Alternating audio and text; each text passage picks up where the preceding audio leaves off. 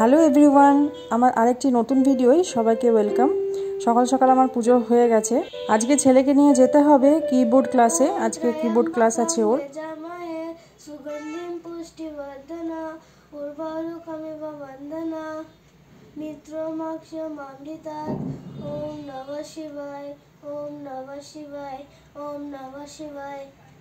ছেলেরও স্নান হয়ে গেছে, এখনও নিজের মতন করে পুজো করছে। ওর জ্ঞান হওয়ার পর থেকেই লক্ষ্য করেছি ওর পুজোর প্রতি খুব আগ্রহ। আমার বাবা যখনই পুজো করেন তখনই দেখেছি ও যদি সামনে থাকে কি সুন্দর চুপ করে বাবার পাশে বসে বসে পুজো করা দেখে। আমার ভাইয়ের বিয়ের সময় বাড়িতে এত লোকজন, এত হই হুল্লোড় হচ্ছিল চারিদিকে, ও কিন্তু বাবার পাশে বসে ঠিক সরস্বতী পুজো করছিল।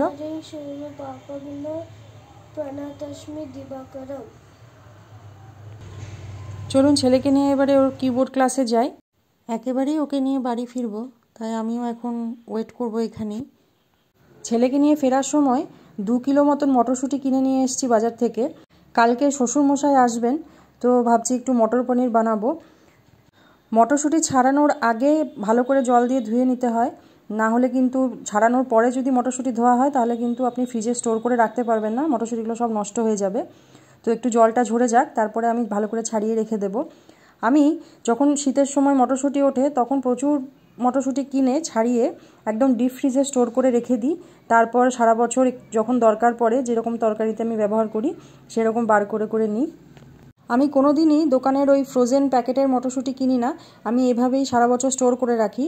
কাঁচা মটরশুঁটি আমি রাখি, অনেকে হয়তো সেদ্ধ করে অনেক প্রসেসেই হয়তো স্টোর করেন, কিন্তু আমি এই কাঁচা অবস্থাতেই ডিপ ফ্রিজে ভরে রাখি, আর যখন দরকার পড়ে বার করে করে খাই। সারা বছর মোটামুটি আমার হয়ে যায়। তবে ওই মটরশুঁটি ছাড়ানোর পরে একবারেই ধোবেন না, ডাইরেক্ট ফ্রিজে রেখে দেবেন, অনেক দিন সুন্দর থাকবে। গল্প করতে করতে 1 বাটি মতন ছাড়িয়ে ফেলেছি, এখনও অনেকটা বাকি আছে, আস্তে আস্তে সবগুলোই ছাড়াবো। এই যে এরকম করে টিফিন বক্সে ঢাকনা লাগিয়ে সুন্দর করে যদি ডিপ ফ্রিজে রেখে দেন একদম ভালোভাবে থেকে যাবে। এটা আগে ফ্রিজে রেখে দিয়ে আসি, তারপর আরেকটা টিফিন বক্স ভর্তি করব। এই মটরশুঁটি, পানি ফল, এই সব জিনিসগুলোই এত খোসা বের হয়, জিনিসটা হয়তো এইটুকু পাওয়া যায়, এই খোসাতেই অনেকটা চলে যায়, বাদ চলে যায়। এগুলো ছাড়াতে ছাড়াতে অনেকটা সময় চলে গেল। এবার দেখি একটু স্ন্যাক্স বানাবো। সন্ধ্যেবেলায় আজকে ভাবছি একটু ফুলকপির পকোড়া বানাবো। এদিকে ফুলকপিগুলো কেটে রেখে দিয়েছিলাম আগের থেকেই। এই ফুলকপিগুলো এবার আমি একটু গরম জলে ভাপিয়ে নেব, ওই 2-3 মিনিট মতন। আমি ফুলকপি, বাঁধাকপি সবসময় ভাপিয়ে জলটা ফেলেই তারপরে রান্না করি, তাতে গ্যাসও হয় না, আবার ফুলকপি বাঁধাকপির থেকে যে একটা বাজে গন্ধ বের হয় সেটাও চলে যায়। আবার ফুলকপির ভেতরে কিন্তু অনেক ছোট ছোট পোকা থাকে, নীলচে রঙের ছোট ছোট পোকা থাকে, সেগুলো হয়তো আমরা এমনি কাটার সময় দেখতে পাই না, সেদ্ধ করার সময় পোকাগুলো দেখি জলে পড়ে থাকে, তো সেই জন্য একবার ভাপিয়ে নেওয়াটাই ভালো। আর এদিকে আমি একটু বেসনের একটা ব্যাটার বানিয়ে নেব। এই ফুলকপির পকোড়া অনেকে অনেকভাবেই বানিয়ে থাকেন, বেশিরভাগ সবাই দেখেছি নিরামিষ বানান, তো আমি একটু এর মধ্যে রসুন আর আদা অ্যাড করি, তাতে ফ্লেভারটা খুব ভালো হয়। এর মধ্যে অ্যাড করে দিলাম গোটা জিরে, হলুদ, লাল লঙ্কার গুঁড়ো, সামান্য একটু পোস্ত দেব, খেতে কিন্তু খুব ভালো হয় পোস্ত দিলে। আর স্বাদ অনুযায়ী দিয়ে দিচ্ছি লঙ্কা কুচি, গোলমরিচের গুঁড়ো দিতে পারেন। আর এবারে দিয়ে দিচ্ছি একটু রসুন কুচি, আর একটু আদা গ্রেট করে দিয়ে দেব। এই রসুন আর আদাটা দিলে কিন্তু এই ফুলকপির পকোড়ার টেস্ট একদম চেঞ্জ হয়ে যায়, খেতে খুবই ভালো হয়। এরপর দিয়ে দেবো স্বাদ অনুযায়ী নুন।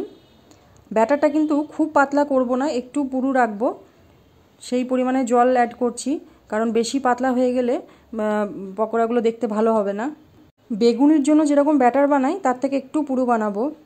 এখানে জিরের জায়গায় আপনারা কালো জিরেও ব্যবহার করতে পারেন, কিন্তু কালো জিরের ফ্লেভারটা আমার একদম ভালো লাগে না, সেই জন্য আমি দিই না।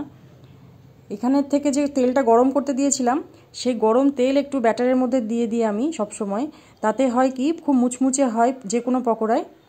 আর আমি তেলে ভাজায় কোনো সময় খাবার সোডা ব্যবহার করি না বললেই চলে, এই গরম তেলটাই আমি দিয়ে দিই, তাতেই খুব সুন্দর হয়ে যায় যে কোনো পকোড়া।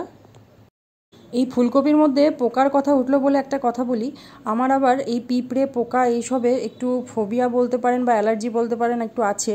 হ্যাঁ, আমার একদম ভালো লাগে না, কারণ কি আমার ছোটোবেলায় একটা বাজে অভিজ্ঞতা হয়েছিল, তারপর থেকে আমার ওই পিঁপড়ে গায়ে উঠলেই না আমার ভীষণ ইচিং হয়, মানে আমার ভালো লাগে না একদম, যার জন্য বাড়িতে আমি ভীষণ মেনটেন করি, মানে একটা পিঁপড়ে বা একটা আরশোলাও যাতে বাড়িতে না ঢুকতে পারে আমি সেই মতন মেনটেন করি। এই ফুলকপির পকোড়াগুলো ভাজা হয়ে গেছে, ছেলেকে আগে দিয়ে আসি, তারপর আমি আমারগুলো ভাজবো।